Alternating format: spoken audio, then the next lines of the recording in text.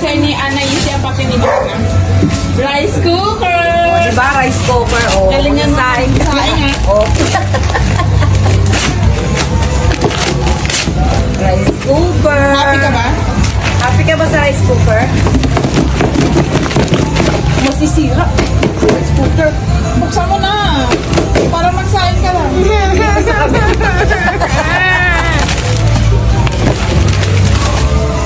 Asa na ba yung bukasan ng rice cooker? Ano pala?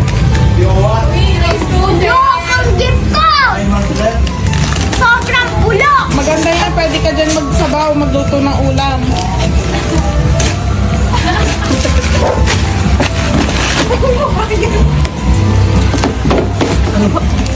Yay, may pangluto na si Amo ng kanin. Pwede ka rin magprito ng itlog dyan. Total yun naman yung alam mong lutuin. Ba marunong ka na mag, ano ng itlog?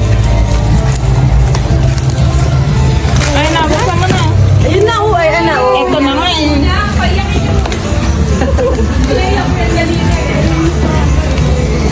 Yay, may rice cooker na siya. Galing mo naman. Agad ah, ako na tayong kanin. Yay! Tapos full. Tapos full. Wow! Oh, para hindi ka na mag, ano, may sarili kang bomba. Uy, may ano yan dyan, pang ano? Gaga ka, may pin yun. May pin yan dyan, matusok yung ulo mo. Ito, kunin mo. Kunin mo yung pin. Buksan mo na. Punitin mo na. Pwede ka nang magluto, ha? Kain na.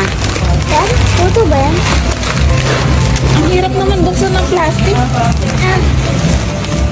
Huwag mo ano yung Wala kasi ipin ko. Uy, huwag mong walain yan. Hindi mo yan maano pag Ilagay mo lang sa box. Sige, Ano ito? yun yung ano, pag-practicean mo yan. Praktisan ko yan. Ako na. Oh. Dito, hindi. Dito yan oh. Iiwas-iwasan mo yan. Gets mo ba? Alam ko na. Iwasan mo nga yan. Ladak ka lang sa gitna. Yan. Wow. Dito? Siyempre, pag practice yan. Dito? Are you happy sa regalo sa yung rice cooker? Pagdating ng doon, iba maglalaro. Kapitbahay yung maglalaro. Kaya maglalaro.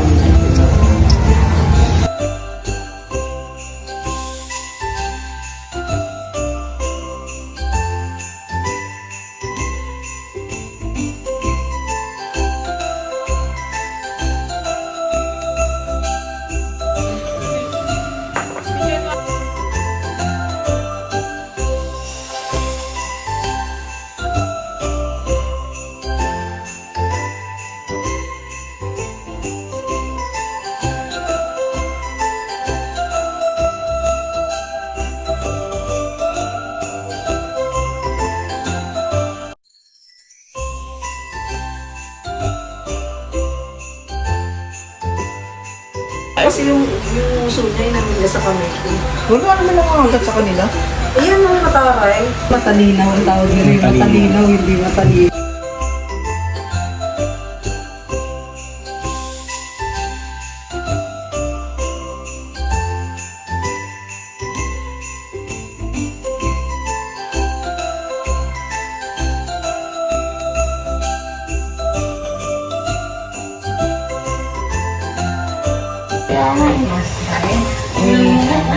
This is our first time na gawin ko ito, to be honest. Yes, sanay ko ako.